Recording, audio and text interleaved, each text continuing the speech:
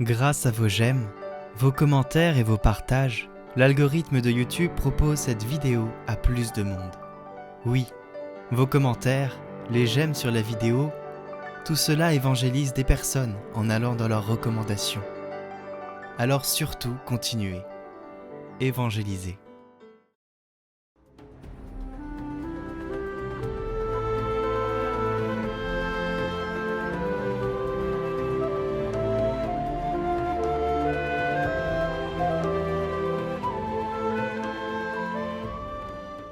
Lecture de la première lettre de Saint Jean.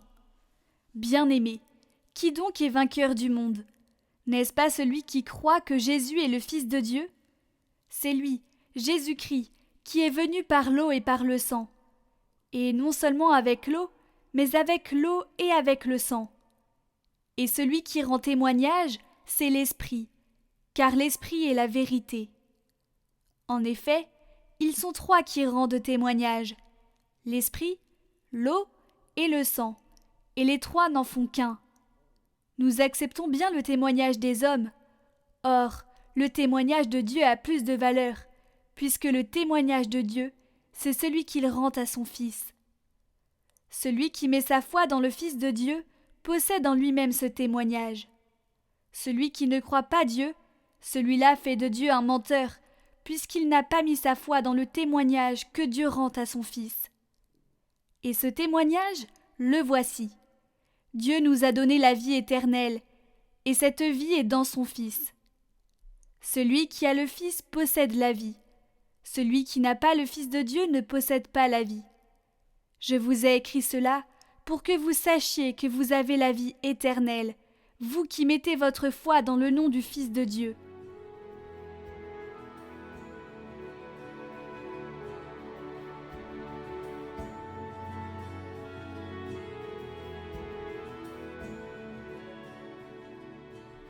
Glorifie le Seigneur, Jérusalem, célèbre ton Dieu, ô Sion.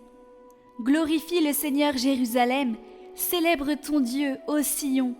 Il a consolidé les barres de tes portes, dans tes murs il a béni tes enfants. Il fait régner la paix à tes frontières, et d'un pain de froment te rassasie. Il envoie sa parole sur la terre, rapide, son verbe la parcourt. Il révèle sa parole à Jacob, ses volontés et ses lois à Israël. Pas un peuple qui les traitait ainsi, nul autre n'a connu ses volontés.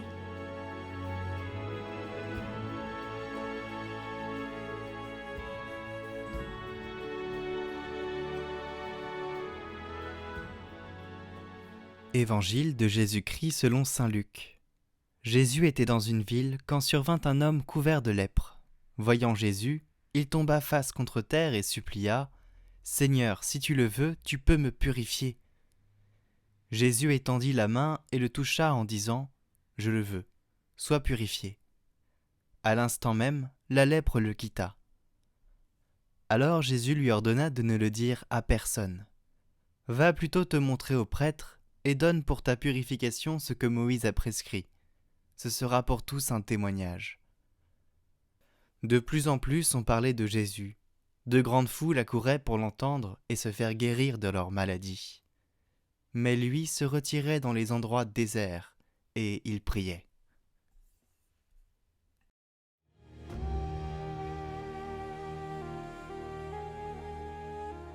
Par ce geste, Jésus manifeste sa puissance, non pas de façon spectaculaire, mais en signe de charité, de la générosité de Dieu le Père envers ses enfants fatigués et dans le besoin. Il est immergé dans la vie de son peuple. Il comprend sa lassitude. Il comprend ses limites. Mais il ne laisse personne se perdre ou échouer. Il nourrit avec sa parole et donne de la nourriture en abondance.